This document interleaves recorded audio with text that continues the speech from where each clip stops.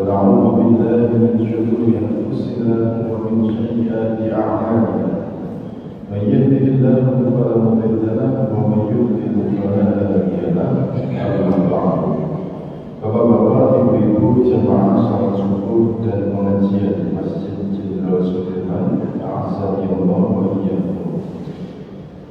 Alhamdulillah, bila sama-sama kita haturkan rasa puji syukur kita kepada Allah Subhanahu wa Ta'ala yang sampai detik ini Allah berikan kita nikmat sehat, kesempatan dan juga nikmat iman sehingga kita dapat kembali bertatap muka dan juga kembali melaksanakan kewajiban kita sebagai mukmin, yaitu salat subuh berjamaah dan dilanjut kemudian dengan mengikuti pengajian yang ada ini. Baik, karena waktu yang semakin singkat karena saya ada beberapa menit saja lagi, kita kembali mengulang sejenak tentang yang sudah kita sebutkan di awal kemarin, bahwasanya masalah hutang piutang Bapak Ibu sekalian itu termasuk amrun ibadah, perkara yang dibolehkan oleh Allah Subhanahu wa Ta'ala. Sebagaimana kaidah umum di dalam masalah muamalah, yaitu al-aslu fil asya'i ibadah. Hukum asal di dalam setiap muamalah itu adalah boleh, illa ada dalil ala khilafi, kecuali ada dalil yang lain yang mengkhususkannya atau yang memerintahkan ataupun yang meninggalkan. Ini kalau ada dalil lain. Selama tidak ada dalil yang mengkhususkan, maka setiap muamalah itu adalah boleh. Namun kendati perkara hutang ini adalah perkara yang boleh, Bapak Ibu sekalian, pada praktiknya Nabi SAW itu menjauhi hutang, meskipun beliau pernah hutang, beliau pernah hutang, tetapi tidak berhutang melainkan dalam kondisi yang sangat-sangat terpaksa. Ingat, perkara yang boleh tetapi pada praktiknya Nabi begitu menjauh. Bahkan di dalam satu riwayat keterangan dari istri beliau Aisyah radhiyallahu anha, di dalam setiap sholatnya Nabi selalu berdoa, apa itu? Allahumma inni a'udzubika minal ba'thari wal dharra. Ya Allah, aku berlindung kepada Engau dari bermaksiat dan juga berhutang, gemar berhutang atau bermudah-mudah dalam hutang. Bahasa Jawanya enggak normal.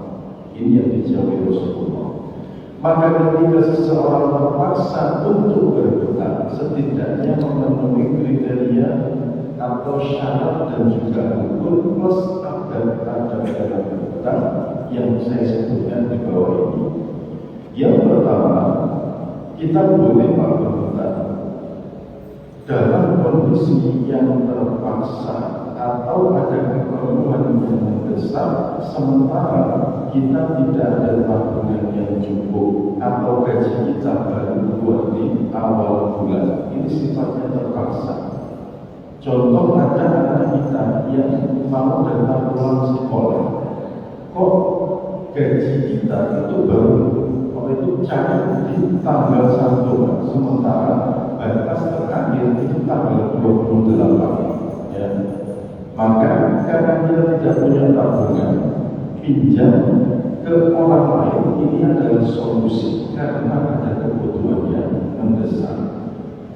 Ini adalah yang pertama yang patut ada, yaitu kebutuhan yang mendesak. Yang kedua, kita boleh berhutang Bapak Ibu sekalian, tetapi bukan pada perkara yang terlarang. Bukan berhutang benda yang haram atau untuk keperluan yang haram. Meminjam kepada teman uang sekian juta, tetapi untuk tujuan beli chip untuk main judi online, Pak. ini meminjam tetapi untuk keperluan yang dilarang, atau meminjam untuk keperluan yang dilarang yang lain secara zatnya, beli barang yang haram, entah itu membeli khamr ataupun benda-benda lain yang haram, ini jatuhnya adalah haram ya.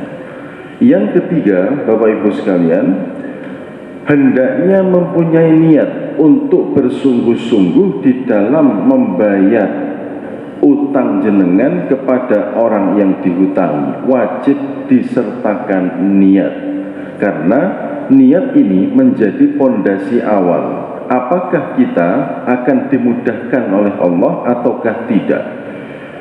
Di dalam satu riwayat hadis, riwayat Imam An-Nasai, Nabi SAW bersabda, "Man akhadha dainan wa huwa yuridu ayyu ayyidahu a'anallahu azza wa jalla."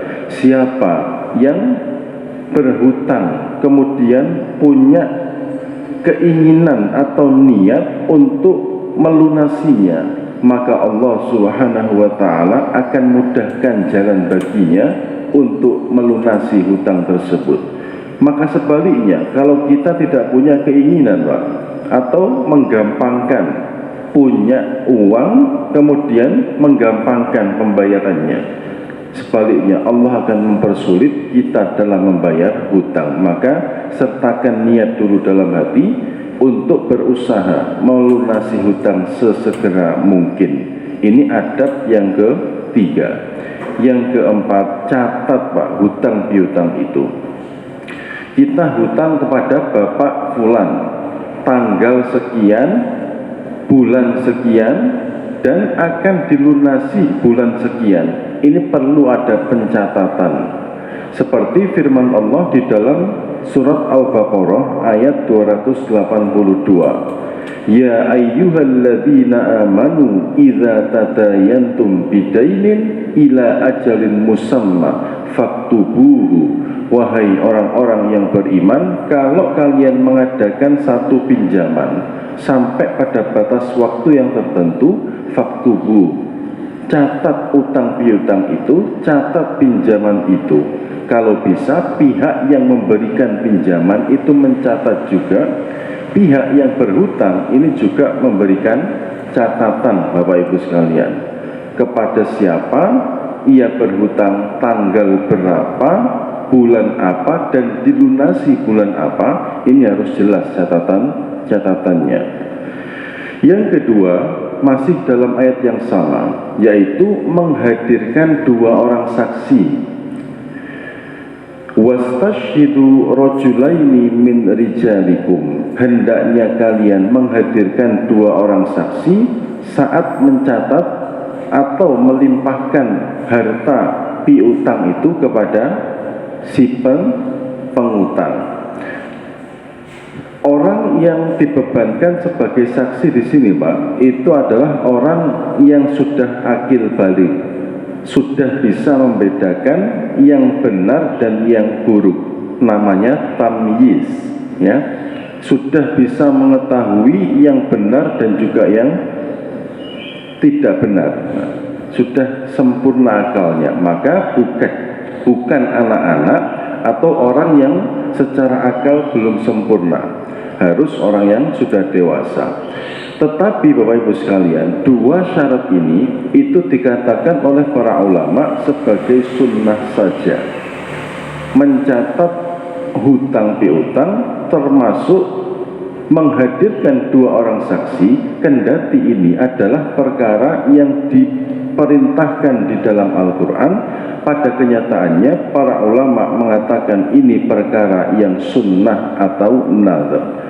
Dikatakan oleh para ulama, jumhurul ulama, yaitu wala khilaf baina fuqaha annal amra bil kitabah wal ishhad wal rahn al madhkur fi hadhil ayah nadhkun. Tidak ada perselisihan pendapat di kalangan ulama bahwasanya menuliskan utang, kemudian ishhad, menghadirkan saksi, dan juga memberikan jaminan terhadap utang itu termasuk nadhr, Nadab itu sunnah Pak, ya, dianjurkan. Min ghairi wajib, bukan termasuk kewajiban. Wa irsyadun ila ma lana fihi al-haddu was-salah wal ikhtiyar lid-dini wad dunya. Mengapa? Sebab memberikan keuntungan bagi kita. Adanya pencatatan, adanya saksi itu memberikan keuntungan. Namanya manusia Bang, kadang lupa, baik yang memberikan hutang atau yang berhutang, ini kadang lupa. Sehingga dengan ada catatan tadi sekaligus ada saksi, ini menghindarkan dari mudarat, yaitu lupa membayar. Nah, ini hanya sebatas anjuran yang sangat, ya, dari para ulama dan juga dari Al-Qur'anul Karim. Dan yang keenam, usahakan Pak, ada rohen, ada jaminan.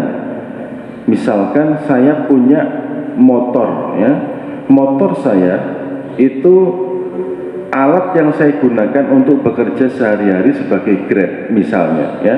Dan saya tidak mungkin Pak menjual motor saya, kalau sampai motor terjual saya nge-Grab pakai apa gitu. Nah, maka dengan kasus semacam ini saya meminjam kepada teman saya atau kepada pihak penyedia jasa menggunakan atau menggadaikan sertifikat kendaraan. Nah, jadi pihak yang diutangi itu merasa aman.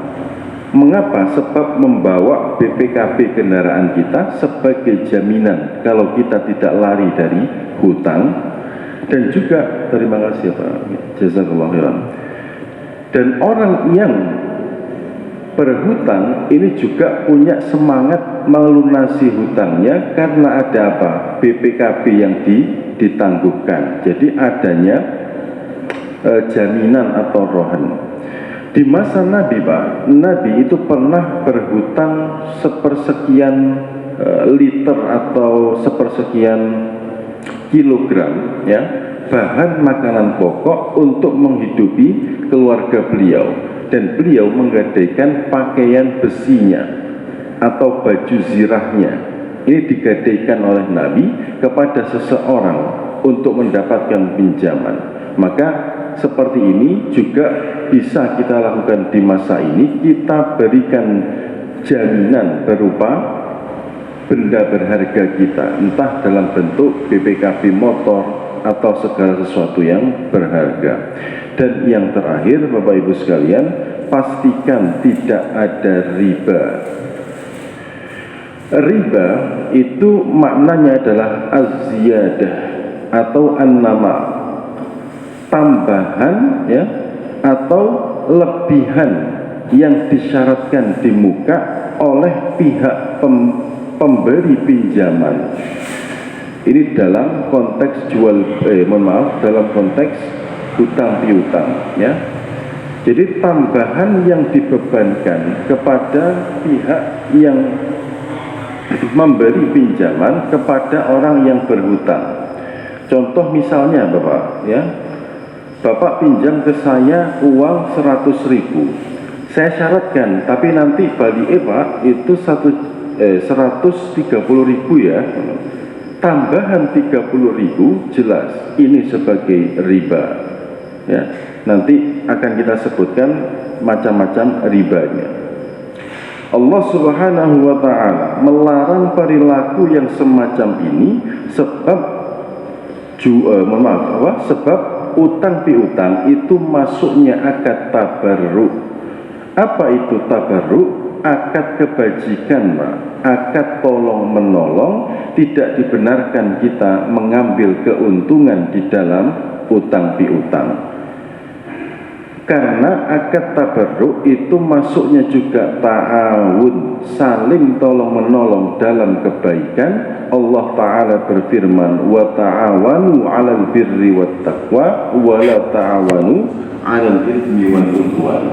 Silakan kalian tolong menolong dalam perkara yang baik, dalam perkara takwa, wa la ta'awanu 'alal itsmi wal 'udwan.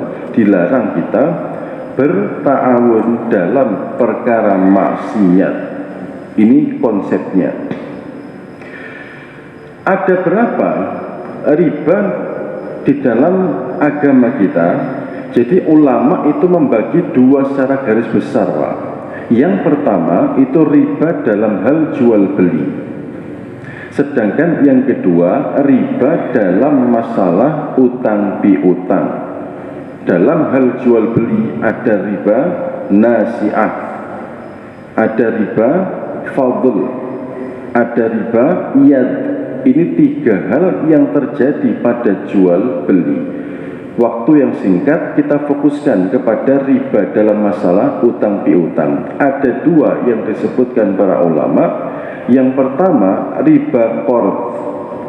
Tadi riba qard itu adalah riba yang terjadi akibat adanya tambahan syarat.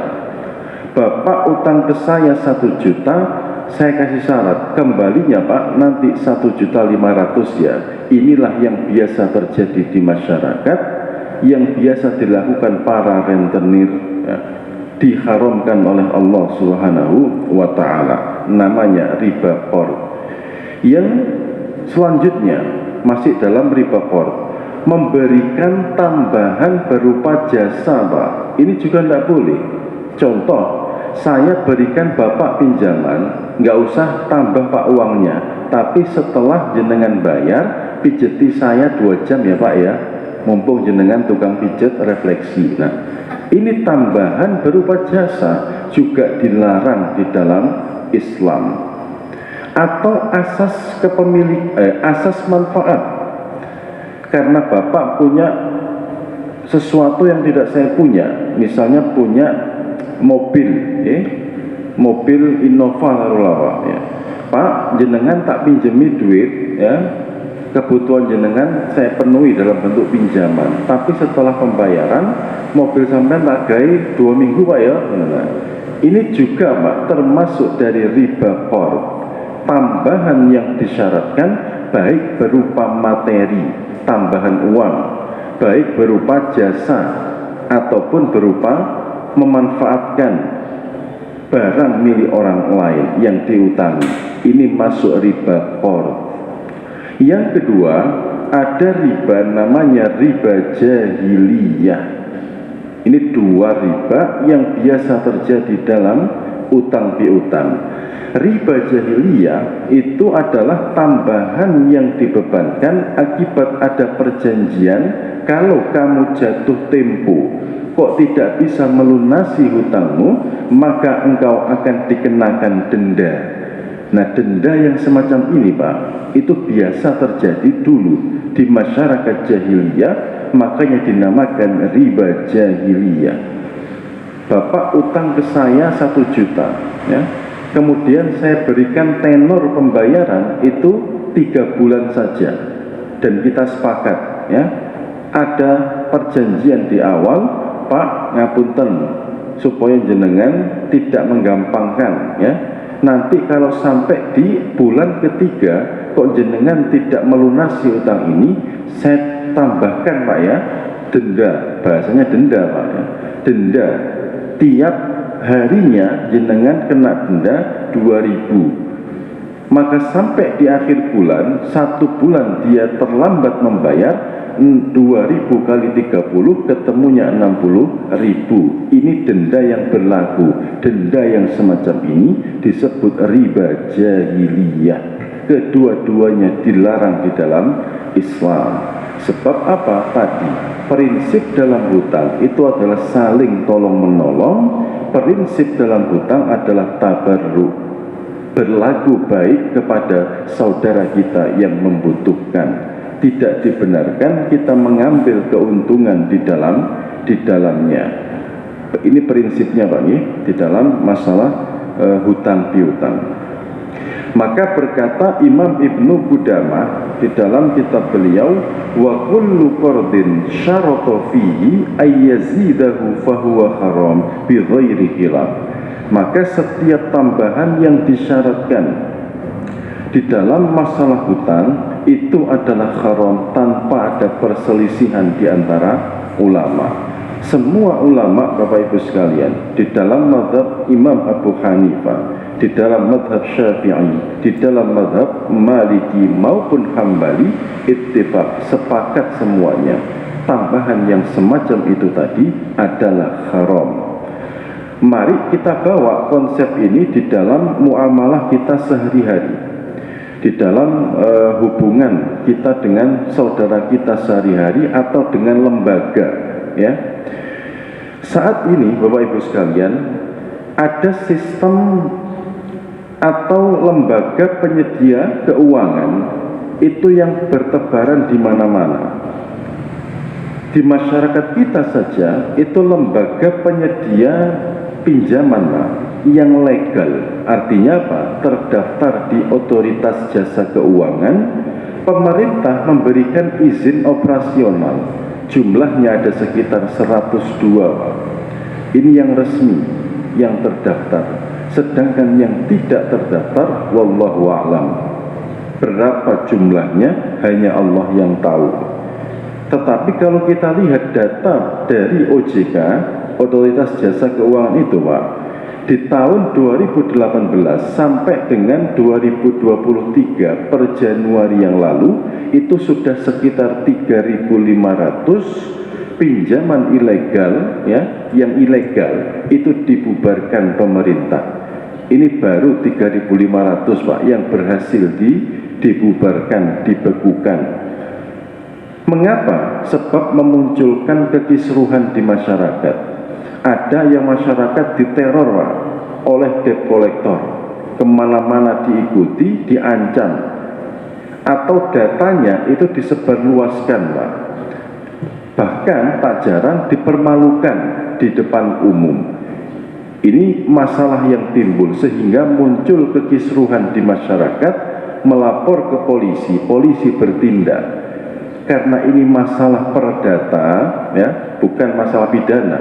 Hutang piutang itu masalah perdata. Tidak bisa baik debt collector ataupun pihak penyedia pinjaman ini memenjarakan, tidak bisa, Pak. Ya, yang terjadi justru unsur penganiayaan, yang terjadi justru unsur pencemaran nama baik. Nah, ini pidana sudah masuknya. Pihak debt collector atau pihak penyedia jasa mempermalukan si empunya utang atau melakukan tindakan represif yang menyakiti sehingga polisi bertindak dalam kasus ini. Ini ada 3.500 pinjaman online yang dibubarkan oleh pemerintah, menunjukkan masyarakat kita itu daya hutangnya, Pak, masih luar biasa besarnya. Ada lagi sistem yang disebut dengan pay letter atau pay letter. Pernah dengar Bapak-bapak? Pay letter. Ibu-ibu sering dengar pay letter. Pay letter itu adalah beli terlebih dahulu, bayarnya nanti. Biasa di aplikasi-aplikasi belanja online. Saya sebut saja di Shopee, di Lazada dan segala jenis aplikasi jual beli online itu biasanya, Pak, menyediakan jasa pay letter. Bayarnya nanti tetapi belinya duluan. Maka dua hal ini akan jadi fokus kita pada waktu yang tersisa ini, ya. Pay letter, Bapak Ibu sekalian, itu ada nominal yang dibebankan kepada orang yang membeli di aplikasi penyedia itu, ya, tambahan sekian persen. Contoh misalnya, kalau jenengan pengen tahu, Bapak Ibu, saya kemarin mencoba untuk melakukan simulasi namanya. Kita nggak beli, nggak apa-apa, cuman memberikan simulasi saja di aplikasi Shopee Pay Letter. Di dalam aplikasi itu, Pak, contoh saya beli sepatu harganya Rp300.000 misal, ya. Tenor pembayaran yang saya pilih itu 6 bulan. Berarti mencicil barang ini selama 6 bulan. Tiap bulannya saya harus membayar sekian ribu ditambahkan sekian persen nominal Pak, ya, biaya admin bahasanya. Maka kalau dikumpulkan selama 6 bulan 300.000 itu kok nilainya bertambah menjadi sekitar 330.000. Bagaimana hukum dari yang 30.000 ini? Pembahasannya berikut ini. Sementara ulama atau sebagian ulama menghukumi Pak, ini perkara yang boleh. Sebagian ulama. Mengapa? Karena masuknya adalah akad ju'alah. Akad ju'alah namanya. Apa itu akad ju'alah? Akad ju'alah itu seperti ini Pak. Akad jasa. Contoh ya, Pak, tolong ya, carikan saya pinjaman. Nanti kalau jenengan bisa mendapatkan pinjaman, akan saya berikan fee. Ya, setiap 100 saya akan berikan kepada Bapak 10.000. Ini adalah fee-nya. Pak, carikan saya pinjaman ke sederek jenengan sing sugih-sugih niku. Nanti setiap 1 juta yang jenengan berhasil dapatkan untuk saya berikan jenengan upah fee, ya, berupa duit 100.000 rupiah. Lelek berhasil memberikan 10 juta, tak kei Pak 1 juta jenengan. Ini namanya ju'alah Pak, dan halal, dibolehkan di dalam Islam. Sama yang terjadi di pay letter itu kata ulama yang membolehkan, akadnya adalah ju'alah. Pihak Shopee ini mencarikan pinjaman kepada penyedia pinjaman, entah itu bank atau finance yang lainnya. Setelah dapat diberikan kepada pihak pembeli, maka tambahan 30.000 tadi itu masuknya adalah fee yang diberikan kepada pihak ketiga tadi atau kepada Shopee, terserah. Akadnya ju'alah, dan ini boleh kata sebagian ulama. Sedangkan sebagian yang lain, mayoritasnya termasuk fatwa dari Majelis Ulama Indonesia Jawa Timur Pak. Majelis Ulama Indonesia Jawa Timur ini mengatakan praktek pay letter selama dia bukan pay letter yang syariah itu sudah terjadi riba di dalamnya. Tadi namanya riba qard, juga berpotensi terjatuh kepada riba jahiliyah. Tambahan yang dibebankan di awal, disyaratkan di awal melalui simulasi tadi, kita tahu kita dibebankan tambahan berupa nominal sekian puluh ribu misalnya. Kalau kita tidak mampu membayar dalam tempo waktu yang ditentukan Pak, maka akan ada denda tambahan. Denda tambahan inilah masuknya ke riba jahiliyah. Jadi kata ulama yang melarang ini sudah tergolong riba qard dan juga berpotensi riba jahiliyah. Ya, maka kalau kita mau ambil amannya Pak, saya pribadi itu mengatakan pay letter selama dia bukan pay letter syariah sebaiknya kita hindari.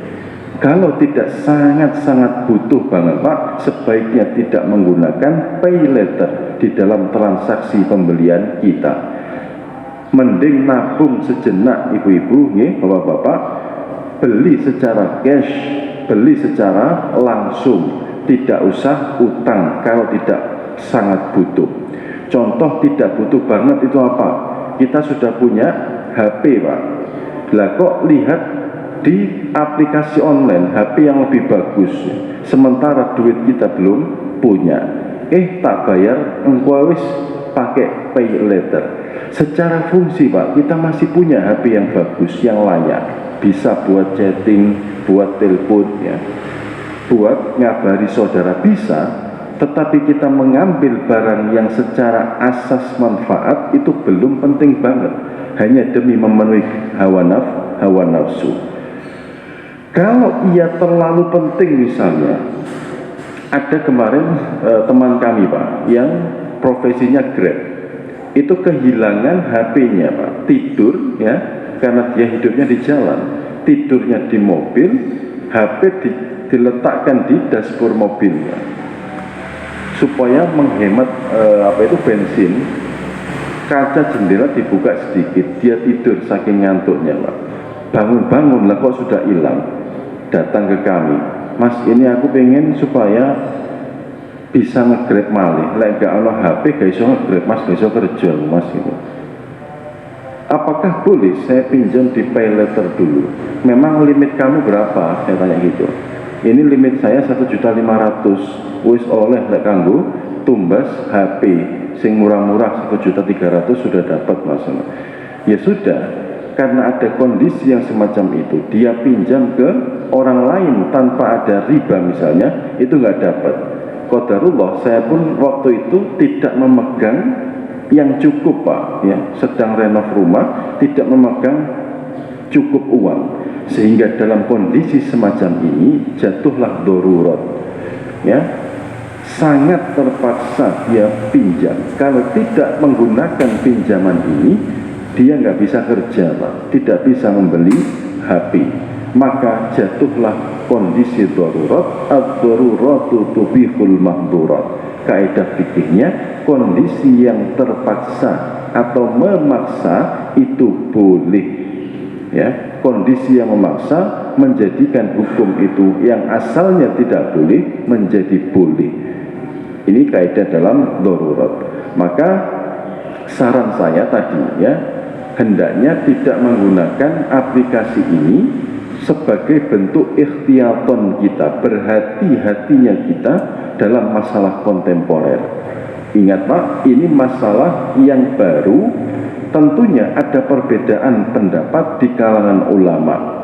Ada namanya ikhtilaf, perbedaan pendapat di kalangan ulama, karena masalah kontemporer itu adalah ijtihadiyah, perkara-perkara yang di ranah ijtihad. Tentu ada yang membolehkan, ada yang tidak. Ini berkaitan dengan pay letter. Sedangkan yang kedua, mengenai pinjaman online, kita sering mendengar istilah pinjol. Bener Pak, bener Bung ya? Istilah pinjol, pinjaman online.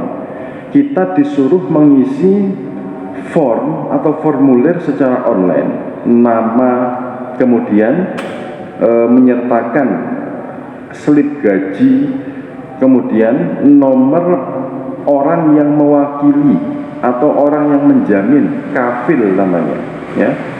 2 orang penjamin diharuskan, ya. Kemudian jumlah pinjamannya berapa, nanti akan dicairkan sekian-sekian. Lantas bagaimana sejatinya hukum pinjam meminjam yang semacam ini? Maka ulama sepakat Bapak Ibu sekalian, kalau pinjaman yang dibebankan oleh pinjol-pinjol itu yang ada di tanah air kita saat ini, itu termasuk riba yang dilarang. Semua sepakat Pak dalam masalah ini. OJK, Otoritas Jasa Keuangan, itu saking banyaknya Pak, maraknya praktek bunga ini, itu hanya bahkan memberikan batasan. Apa itu? Tambahan atau bunga yang dibebankan kepada nasabah itu tidak boleh lebih dari 0,4% tiap harinya. Bayangkan Pak, berarti 1 bulan ada tambahan sekitar 4%. Kalau Bapak Ibu pinjam di pinjol itu 1 juta rupiah Pak, ini simulasinya saya buatkan, ya. Maka Bapak Ibu nanti akan dibebankan tambahan tiap harinya, dendanya kalau kita pinjam, maaf, 10 juta rupiah. Setiap harinya kita dibebankan tambahan 4.000 rupiah setiap harinya. Kalau dikalikan 1 bulan, maka ketemulah 40.000 dikali 30 hari, 1.200.000 rupiah. Kita pinjam 10 juta Pak, itu ada biaya tambahannya 0,4% setiap hari atau ketemunya 1.200.000 setiap bulannya. Saya pernah nyoba Pak, iseng ya. Ada teman saya yang kerjanya di bidang finance. Saya nggak sebut nama lembaganya ya. Saya tanya, aku pengen ini, tapi nggak pakai ini data saya, tapi saya menyetorkan BPKB saya. Ya. Ini ada motor NMAX, nyoba tak simulasikan. Nanti yang cair berapa, kemudian ada berapa bunganya. Saya coba saja Pak, dihitungkan sama dia, bla bla bla, ketemu Pak, ini NMAX ya, bisa keluar cair BPKB sampai 15 juta rupiah. Bunganya 4% saja kok kali, 4% saja. Berapa ketemunya Pak? Sampai pelunasan 1 tahun tenor itu tambahannya 4.400.000. Masya Allah. Jadi saya pinjam dengan jaminan BPKB tadi turun dana 15 juta. Dalam 1 tahun saya wajib membayarkan 19.400.000 rupiah. Entah di finance yang lain bisa disimulasikan. Ini menunjukkan adanya tambahan yang disyaratkan di awal, bahkan sifatnya mencegah. Tambahan di awal tadi masuknya adalah riba qordun, riba qord yang diharamkan di dalam Islam. Kalau saya tidak bisa membayar pinjaman ini selama sekian tenor yang diberikan, akan ada biaya tambahan namanya denda. Berapa? Dendanya maksimal itu aturan dari OJK Pak, 0,8% setiap harinya. 0,8% itu denda yang diberikan ya kepada orang yang melampaui tenor pembayaran. Kalau tadi bunganya 0,4, dendanya 0,8, ketemunya 1 bulan adalah 600.000 rupiah. Dan bunga ini Pak itu jalan terus. Kalau jenengan tidak bisa membayar di bulan ini, di bulan berikutnya akan dikenakan denda yang sama. Semakin hari semakin banyak, tidak segera dilunasi akan semakin menumpuk. Ini riba qord, bahayanya termasuk riba jahiliyah. Makanya Bapak Ibu sekalian, solusinya adalah kita meminjam itu kepada perorangan. Kita berusaha pinjam kepada perorangan yang tidak mensyaratkan adanya tambahan, atau kalau bisa ke lembaga yang di situ juga tidak mensyaratkan adanya tambahan. Saya pernah tanya juga Pak ke salah satu masjid. Ada masjid yang saya lihat secara kemampuan finansialnya itu bagus, dibuktikan dengan banyak sekali kegiatan sosial ya, kemudian santunan-santunan. Saya tanya kepada salah satu takmirnya itu, Pak, bagaimana kalau ada orang yang meminjam ke masjid, dia sudah terjerat pinjaman online misalnya, untuk melunasi ini supaya tidak terus terjerat dalam bunga, apakah ada? Saya dibisiki Pak, sebenarnya ada Ustaz itu. Sebenarnya ada Ustaz, tetapi sangat ketat syarat-syaratnya. Oh, berarti ada ya, berarti ada. Di lembaga non formal pun ada. Saya itu pernah menyelesaikan 2 kasus pinjol Pak. Adik kelas saya pribadi ya, di Kediri sana, itu tiba-tiba nelpon kami dengan nangis enggak karuan Pak. Aku sudah merepotkan orang tua saya, merepotkan saudara saya, merepotkan teman-teman. Tulungan aku kok Mas ya. Apa gitu? Iki bungaku dia pinjam cuma 8 juta Pak, 8 juta untuk modal usahanya. Parahnya kok pinjamnya ke pinjaman online Pak. Namanya usaha Pak, kadang rame kadang tidak, tetapi dia tidak mampu menyelesaikan tenor pembayaran yang diberikan selama sekian bulan. Tambahan bunganya itu jalan terus sampai 12 juta. Berarti dia merugi sekitar 6 juta akibat waktu yang berjalan tadi Pak. ayo Thomas tolonglah aku supaya aku bisa melunasi ini supaya tidak terus bertambah. Saya kasih Pak langsung, ini tabungan saya ada sekian, tapi berjanjilah setelah saya berikan kamu tidak pernah urusan lagi dengan pinjaman online. Lah apa, bagian dari dakwah, selama kita bisa kita bantu. Sama, yang kedua kasusnya pun demikian, menyelesaikan hutang dari pinjaman online yang bunganya mencekik. Sepakat ulama ittifaq, ya, pinjaman online yang semacam ini itu diharamkan Bapak Ibu, supaya menjauhkan diri. Cek Pak, HP anak jenengan, istri atau ibu-ibu cek HP suaminya, maksudnya cek aplikasinya ya, bukan cek yang lain. Kalau ada aplikasi pinjaman-pinjaman online, sebaiknya dinasehati supaya dihapus demi terhindar dari praktek riba. Berarti dua ini tadi, yaitu tentang pinjaman online dan juga pay letter, insya Allah jelas lagi, jelas. Kalau ada pertanyaan berkaitan dengan dua ini, karena waktu sudah menunjukkan 5.30, ada sekian menit insya Allah. Bila ada pertanyaan yang bisa saya jawab, akan saya jawab. Monggo Bapak Ibu. Silakan Bapak Ibu, bisa bertanya secara langsung juga.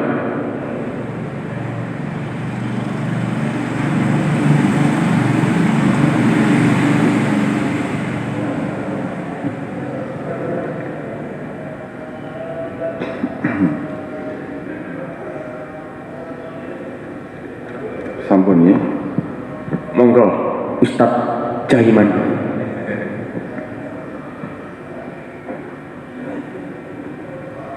Assalamualaikum warahmatullahi wabarakatuh. Waalaikumsalam. Itu kan gini, sebenarnya masalah hutang piutang itu kan setiap orang mengalami masalah, setiap orang,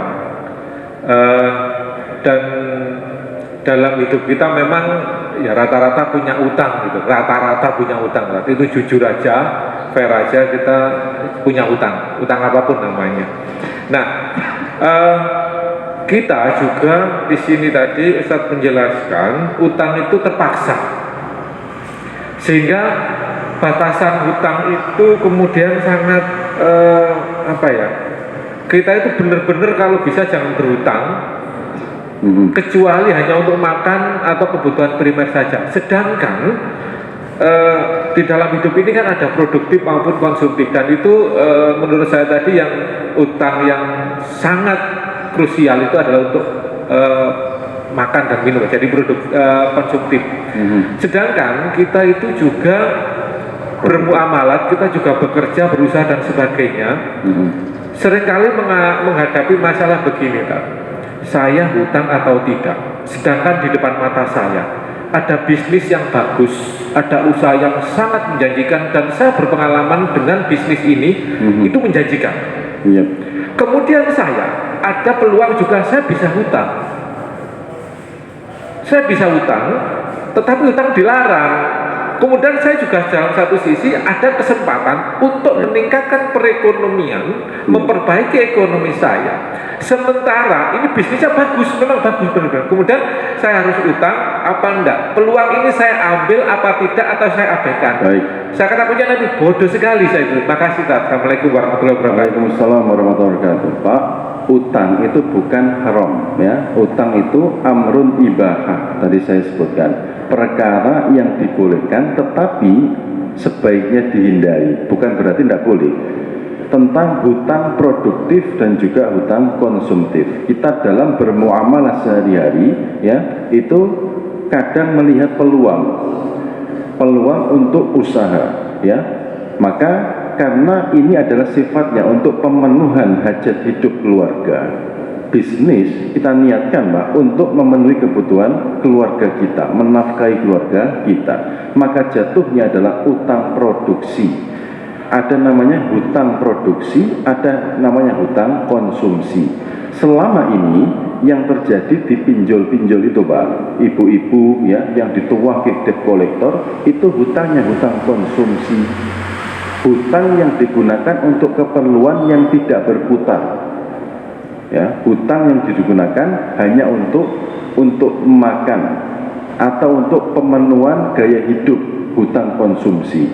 Nah, kita masuk kepada hutang yang sifatnya produksi, biasa digunakan oleh pelaku-pelaku usaha. Ya, maka saran saya gunakan, Pak, ya, kalau di bank-bank syariah itu ada namanya akad murabahah.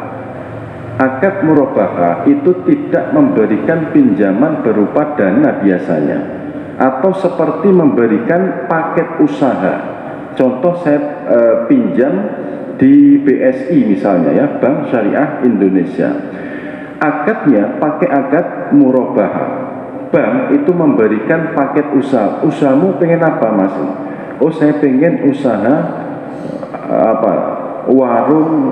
warung makan misalnya, Pak, diberikan yang semisal dengan keinginan dari pengutang, ya, paket usaha, tapi nanti jenengan saya suruh untuk membeli usaha ini, ya, paham ya? Atau dalam bentuk yang lain misalnya, yang banyak sekali terjadi di masyarakat, kredit motor, Pak. Ini sifatnya juga utang, ya, untuk kita bekerja, pakai akad murabahah. Bank memberikan unit yang sama, motor, dengan sesuai spesifikasi yang kita inginkan. Saya pengen NMAX, Pak, warna hitam. Oh baik, bank mencarikan motor ini, Pak. Kemudian karena akadnya murabahah, bank ini menjual lagi kepada pihak pertama tadi dengan selisih harga.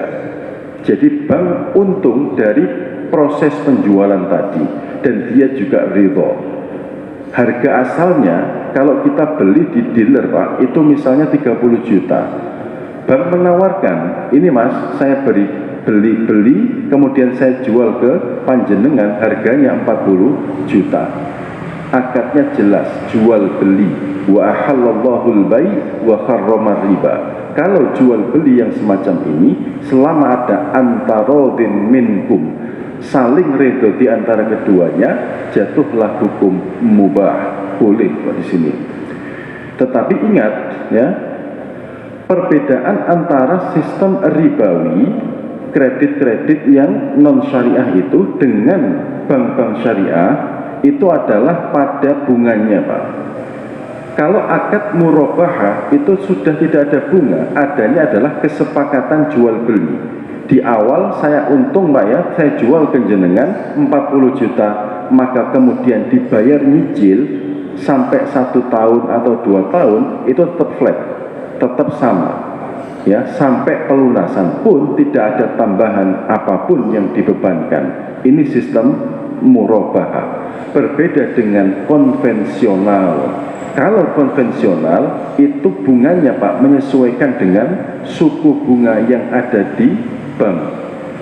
Bulan ini bunganya bisa jadi 0,3, bisa jadi di bulan depan karena suku bunga ini naik menjadi 0,4 karena maksimal 0,4. Bisa jadi di akhir pembayaran kalau kita tidak bisa melunasi ada kena denda tadi 0,8% dendanya. Nah ini jadi sepertinya itu lebih murah, tetapi pada hakikatnya mencekik, Pak. Karena kalau sampai kita tidak bisa membayar akan dikenakan denda yang berjalan terus. Kita monggo pilih, mau yang jelas kita melunasi 40 juta, sementara barang ini sudah menjadi milik kita, ya. Melunasi selama 2 tahun 40 juta itu harganya tetap, jatuhnya akad jual beli, namanya murabahah atau dengan jalan yang tadi. Maka Bapak ingin berbisnis semacam itu dengan berhutang, namanya hutang produksi, itu sebenarnya boleh, Pak. Dan jangan lupakan kita punya kafalah penjamin yang bisa digunakan backing dana. Ya, contoh misalnya saya punya sertifikat tanah, Pak, 2, ya. Tetapi untuk memulai usaha saya ini saya pinjam dulu, Pak. kepada perorangan atau yang lainnya dana untuk usaha yang produktif. Kalau sampai usaha saya nanti tidak berjalan, saya jaminkan ini Pak ya, surat tanah saya. Nah, ada jaminan. Ini berkaitan dengan hutang produksi tadi. Monggo Pak, selama niatnya untuk memenuhi hajat hidup keluarga, untuk kesejahteraan keluarga, itu mulia. Tapi ingat, usahakan melalui akad murabahah atau sekarang ya bisa di bank-bank syariah. Silakan ya, kalau ada kebutuhan mendesak. Wallahu a'lam bishawab. Pertanyaan pertama, kedua setelah tadi. Bagaimana hukumnya jika menabung di bank kita mendapatkan bunga? Apakah termasuk riba? Kalau kita merujuk kepada fatwa ulama ya, MUI itu menerbitkan fatwa Pak akan keharaman dari bunga bank. Sebagian ulama yang lain ya, termasuk ulama Majma' Buhuth di Al-Azhar di Mesir sana, itu sekitar tahun 90 sampai tahun 2000-an itu memfatwakan bunga bank ini haram. Tetapi saya dengar di kemudian hari itu merevisi pendapatnya ini Pak. Ini saya harus sampaikan ya.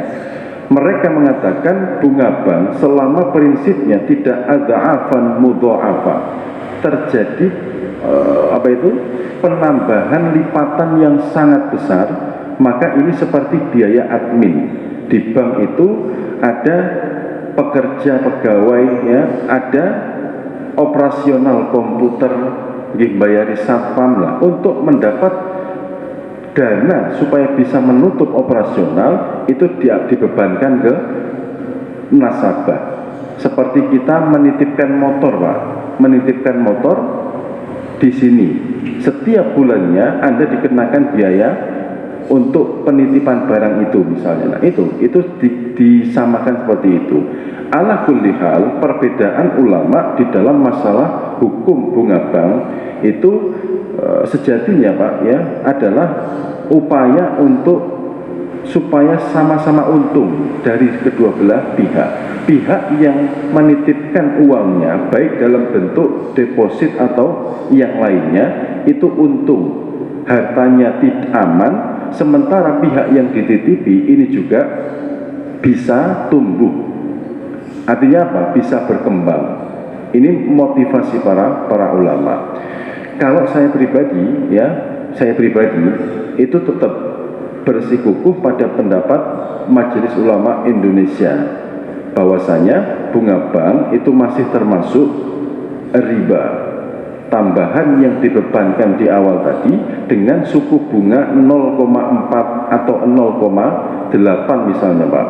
Ini masuknya riba qard ya, yaitu tambahan yang dibebankan kendati dia tidak berhutang. Karena begini Bapak Ibu, uang yang kita simpan di bank itu sejatinya digunakan untuk berusaha. Ya, uang yang kita setorkan di bank, yang kita simpan itu sejatinya digunakan oleh pihak bank untuk memulai usaha.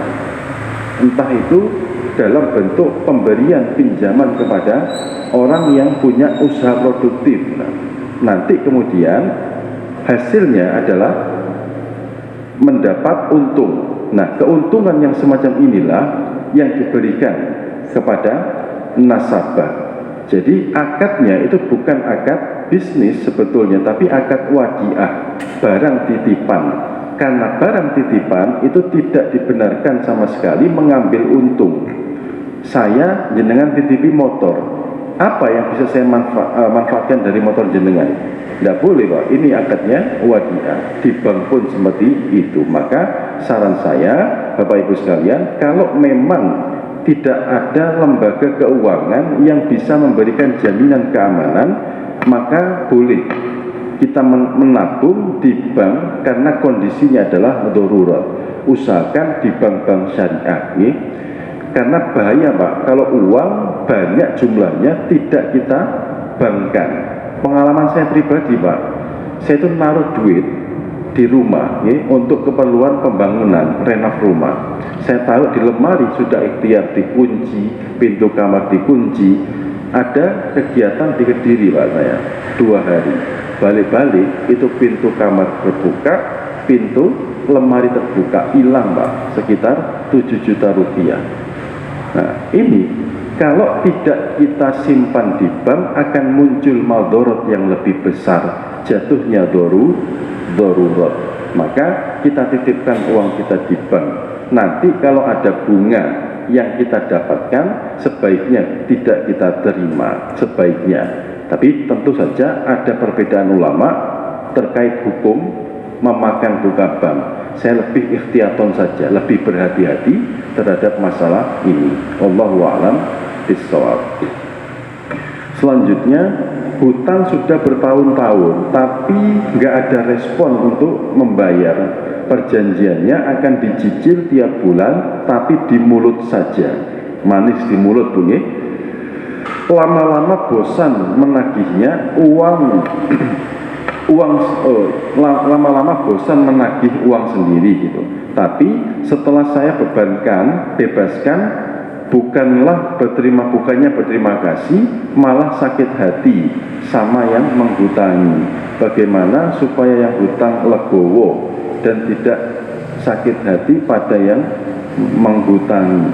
Atau mungkin maksudnya sebaliknya Bung, yang melunaskan itu bisa legowo dan tidak sakit hati pada yang menghutangi, karena sifatnya adalah dia membebaskan utang. Begini Bapak Ibu sekalian, kemarin sudah kita sampaikan bahwasanya orang yang mampu menghutangi seseorang itu sudah mendapat pahala tersendiri dari Allah Subhanahu wa Ta'ala. Memberikan tempo atau waktu tambahan kepada pihak yang tidak bisa membayar hutang karena ada uzur, itu juga mendapat pahala. Setiap hari Pak, selama dia belum membayar hutang, kata Nabi SAW, kita seperti bersedekah Pak. Jadi ibu-ibu atau bapak-bapak yang memberikan pinjaman ke orang, jangan buru-buru dilunaskan Pak, jangan. Maksudnya jangan buru-buru dibebaskan. Wes Pak, gak usah dibayar, wes aku ikhlas. Jangan. Mengapa? Melatih orang untuk bertanggung jawab satu, supaya dia tidak bermudah-mudahan berhutang di kemudian hari, berusaha untuk tetap membayar. Dan jenengan itu yang memberikan tempo, waktu tambahan terus-menerus, ini juga mendapat pahala seperti bersedekah setiap harinya Pak. Tempo yang Bapak berikan, Ibu berikan adalah 2 bulan, maka selama 2 bulan itu seperti dinilai sedekah. Ibu, Pak, jangan buru-buru dibebaskan, ya. Jangan buru-buru dibebaskan. Caranya supaya legowo, yakin mawon bahwasanya Allah siapkan ganti yang terbaik di surga kelak. Tabungan pasti Bu, buat jenengan, buat Bapak, nih. Wallahu a'lam bishawab. Apabila hutang yang sudah ditagih tetapi tidak dibayar, akhirnya yang menghutangi malas menagih, hutang lama atau tidak terbayar. Bagaimana hukum hutang itu? Apakah masih beban si penghutang? Dan bagaimana orang yang memberi hutang itu karena sudah malas menagih? Jatuhnya bagi orang yang berhutang, kendati sudah ditagih sekian lama kok tidak mau membayar, dia jatuh dalam dosa Bu. Ini buat yang berhutang. Karena bagaimanapun masalah hutang piutang, ya, bagi yang menghutangi ini pahala, dan juga yang berhutang ini selama dia tidak ada keinginan Pak atau niat untuk melunasi hutangnya, dia berdosa, ya, berdosa. Kemarin di pertemuan yang lalu, dalam motivasi supaya kita menjaga tidak berhutang, kita sebutkan apa rizkinya akan dipersempit oleh Allah Subhanahu wa Ta'ala. Ini yang pertama. Yang kedua, orang yang berhutang sengaja tidak melunasi hutangnya atau lari dari hutangnya, nafsun mu'allaqah, jiwanya akan tergadai, tidak bisa mendapat ketetapan apakah ia bahagia di akhirat nanti walaupun dia mukmin. Rugi Pak, jenengan sholat, puasa ya, pahala meningkat drastis banyak, tetapi belum bisa dapat kepastian apakah Anda penghuni surga ataukah tidak, karena ada hutang yang masih ditangguhkan ya.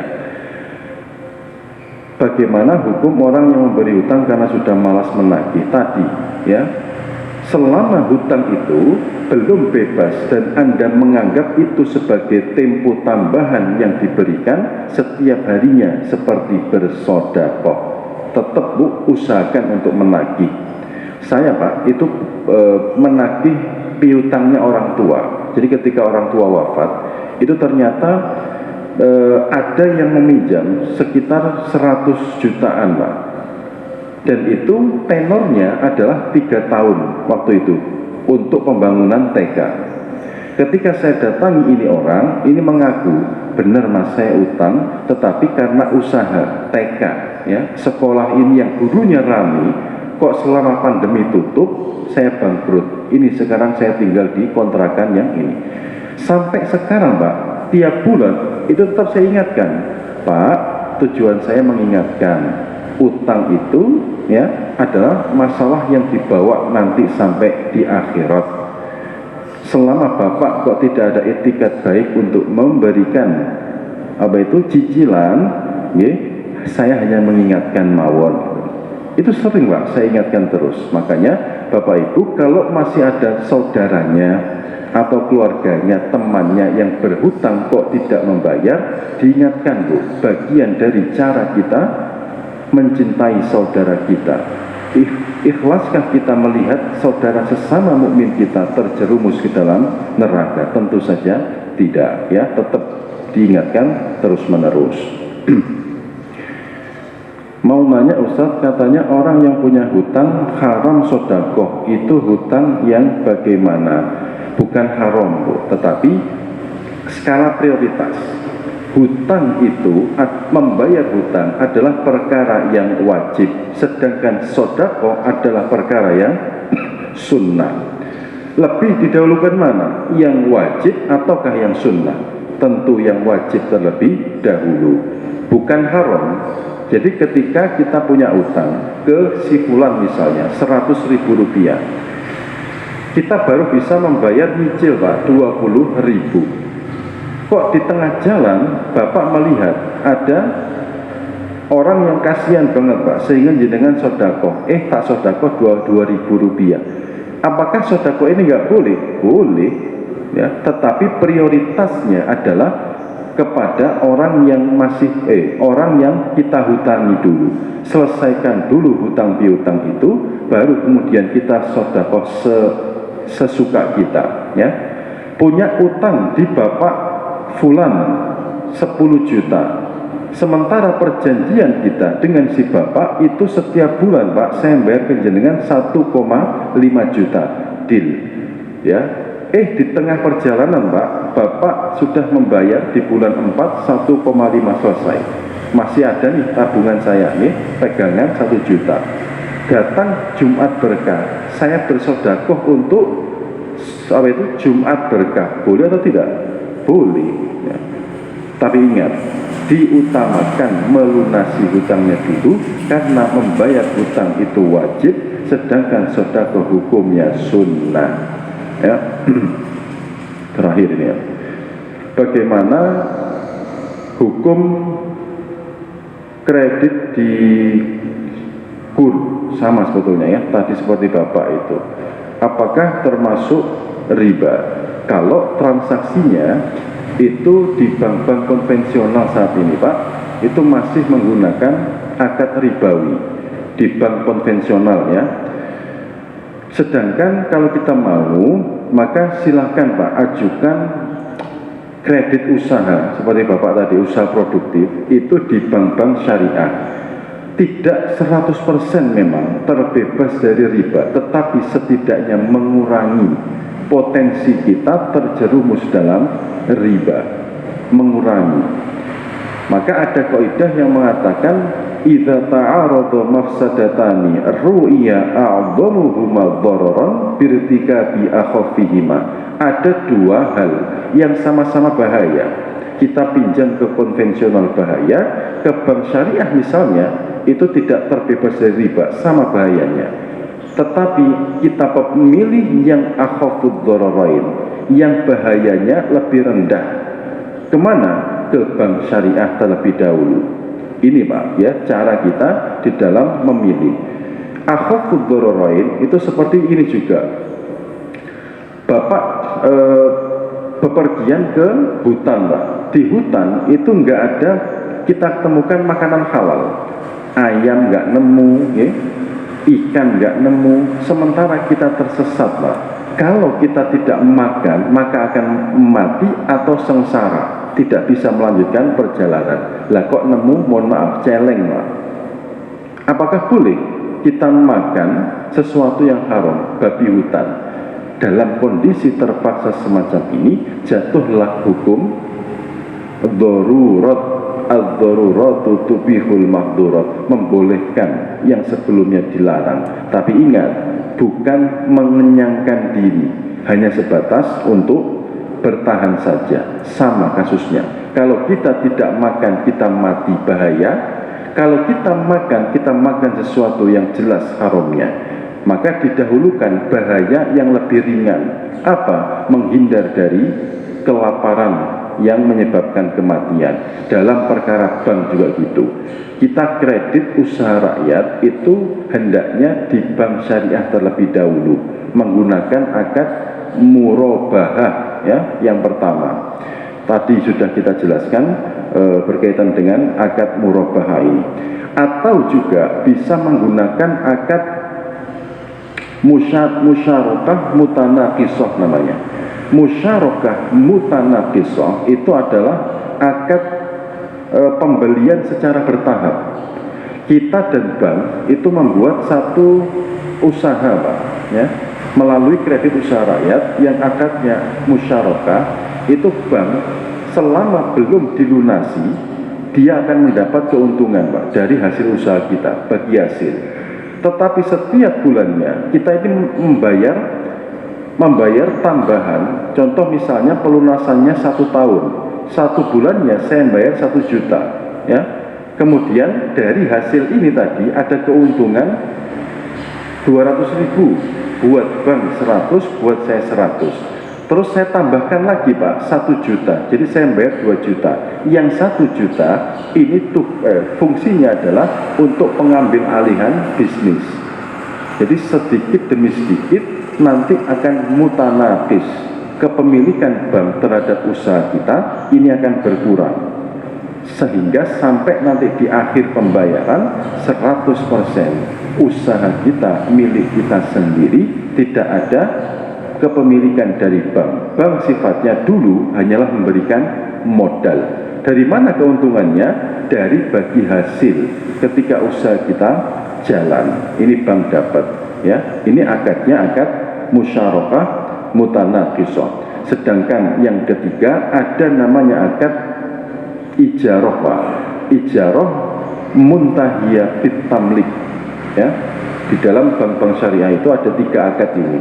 Akad yang terakhir yaitu ijarah muntahiyah bit tamlik.